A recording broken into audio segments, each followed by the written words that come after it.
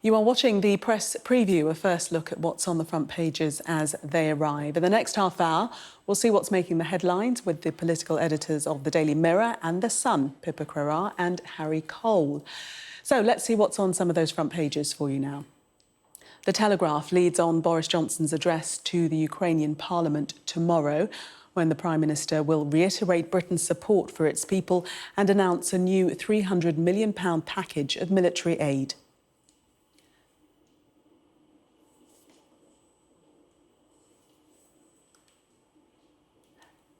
And the Times there, the headline, rising inflation to blow £7,000 hole in pensions.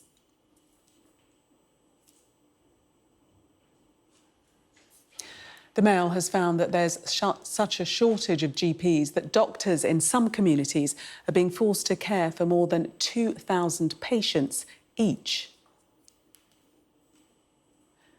The Metro understands that a man masquerading as a priest, who also happened to be a test pilot for ejector seats, successfully managed to stay overnight in the barracks next to Windsor Castle, having convinced staff there that his story was real.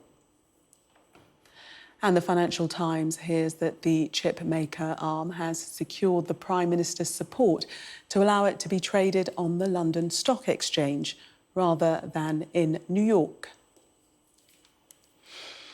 And a reminder that by scanning the QR code you'll see on screen during the programme, you can check out the front pages of tomorrow's newspapers while you watch us. And we are joined tonight by Pippa Crerar and Harry Cole. Welcome to you both. Let's start with the Telegraph and Boris Johnson, the Prime Minister's address to Ukrainian Parliament. Johnson, Ukraine is ready for its finest hour. Pippa. Yes, so the news, obviously, on the front page of the Telegraph and in several other papers, is that Boris Johnson's going to address the Ukrainian Parliament. You'll remember that a few weeks ago, President Zelensky addressed the House of Commons in a similar address and has also spoken to the European Parliament and Congress in the States. And Boris Johnson is going to be the first Western leader to speak to the Ukrainian Parliament. It's not going to be a live address, obviously, the security issues around that. It's sort of be pre-recorded, but the symbolism of him speaking as the first Western leader wouldn't be lost on lots of people, I'm sure. He has made a sort of a major point. The Conservatives made a major point about the fact that he has been the most proactive, as they see it, amongst Western leaders, certainly in the early stages of the invasion, in terms of sort of that support for Ukraine. And interesting to see the Telegraph in just the second paragraph refers to him echoing Winston Churchill. Now, Boris Johnson will be very pleased with that. Obviously, he's a big fan of Winston Churchill and his rhetoric.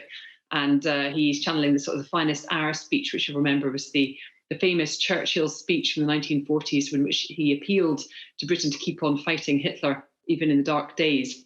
He'll be channeling that when he speaks to the Ukrainians.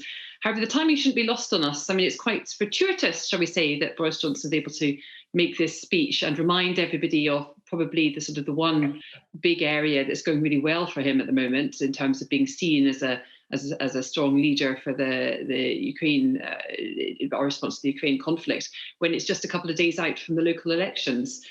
Obviously quite happy to have front pages on anything other really than the cost of, steering away from the cost of living crisis, from Partygate, which obviously difficult territory, both of those. We can't see Harry at the moment, but he's shaking his head and he's laughing.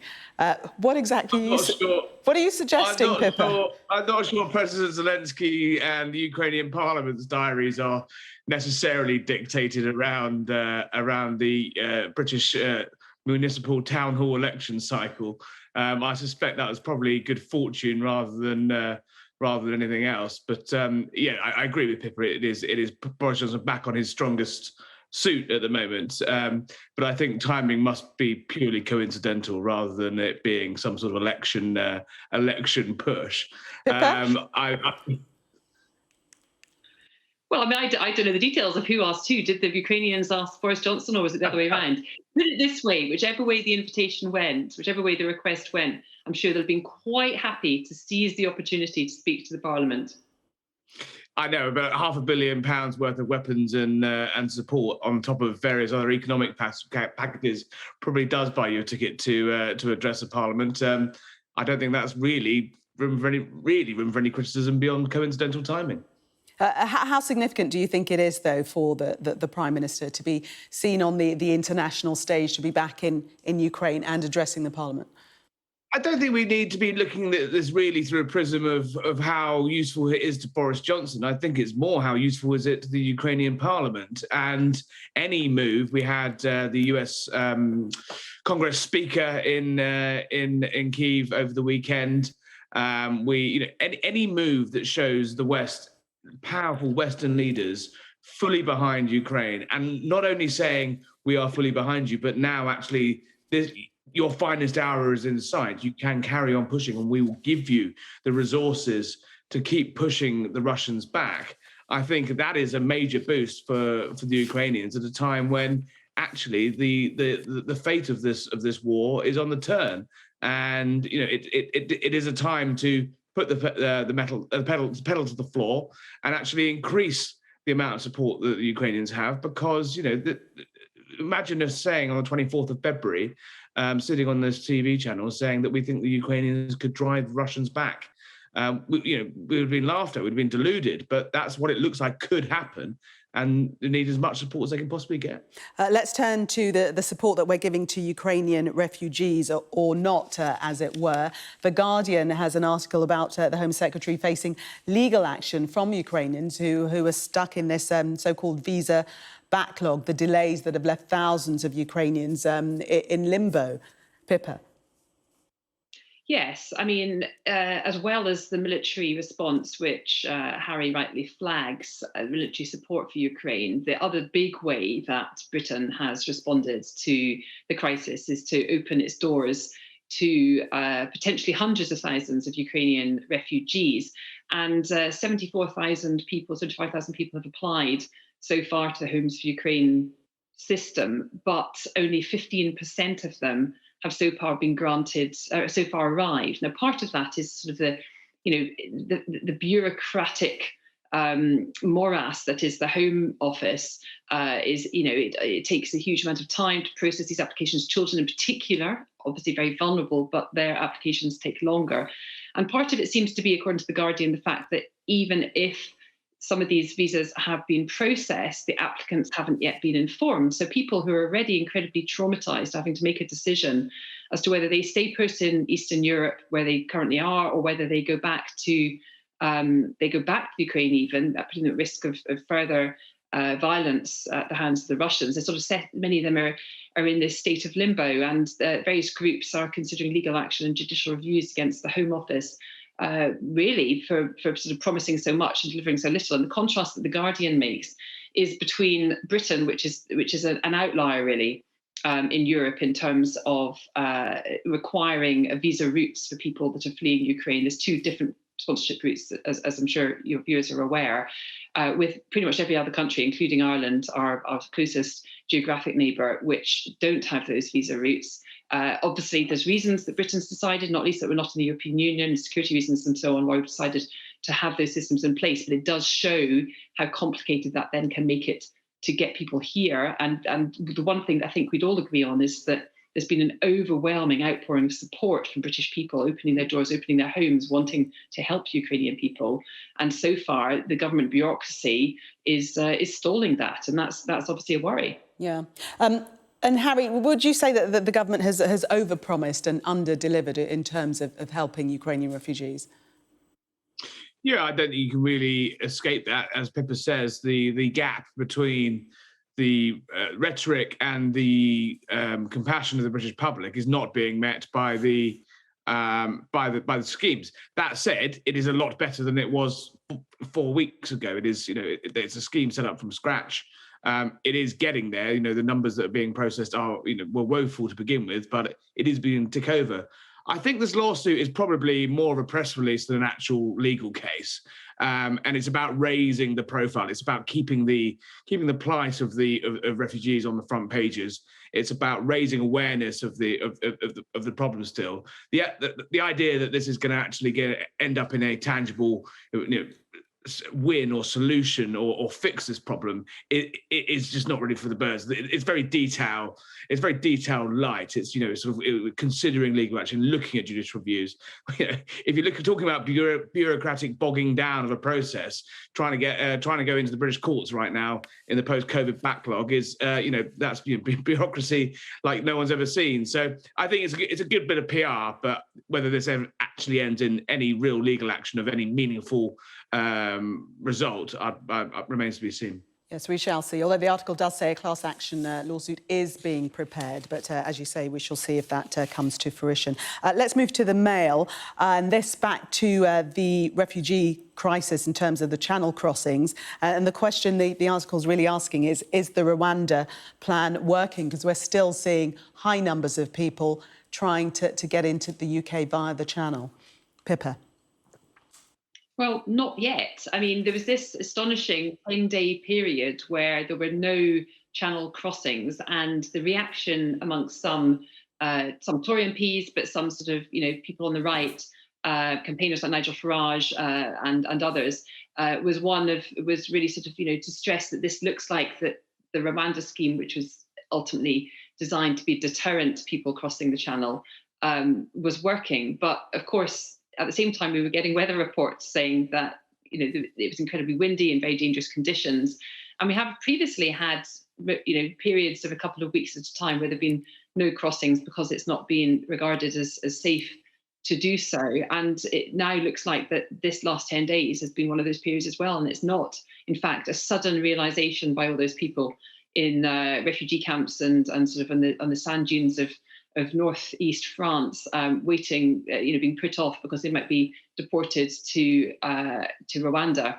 It was in fact about the weather, and we've seen 300 people or so, I think the Royal Navy is saying, coming over over the weekend, and that it just underlies really the scale of the problem. There's an issue of people smugglers and the fact that the government is desperate to tackle the inhumane, dangerous, reckless, illegal practice of taking large amounts of money from people and putting them on a really perilous journey in which many lose their lives.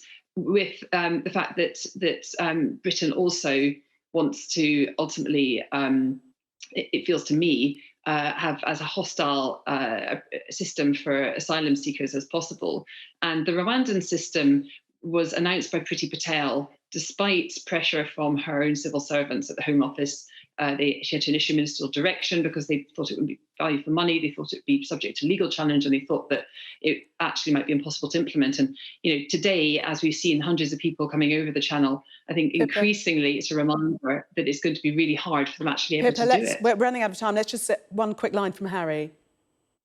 Yeah, I think anyone that was going to say on both sides of this argument was a bit of a hostage to fortune. It was high winds in the channel for the last 11 days. But it is a little strange how suddenly lots of people who really didn't care about this issue for a very long time are now studying every single wind change direction in the channel. And the more the merrier. This is a serious issue. It's one of the top issues to the British public, at the top of their concerns. But there's a lot of Johnny-come-latelys now who've suddenly in the last 11 days developed expertise on channel crossings to go, no, it's not working. But that's the point. You need some radical solutions to try and break this. Harry and Pippa, for the moment, thank you. We must take a break. Coming up, is Labour operating under a double standard over allegations Sir Keir Starmer drank beer with staff during lockdown? We'll be discussing that next.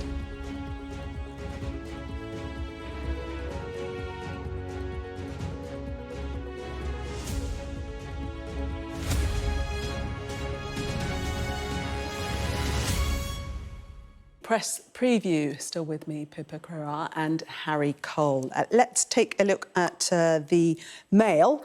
The quote there, the headline, "No reasonable person believes Labour's story." Who's saying that, and what's it about? Harry. So Keir Starmer's been quite fortunate, really, that Durham police have not taken quite such a hard line on fairly minor lockdown breaches as perhaps someone like Rishi Sunak, who we know walked into a work meeting and there was a small celebration going on to mark the Prime Minister's birthday and he ended up getting slapped with a £50 fine. What you might put at the extreme end of lockdown enforcement.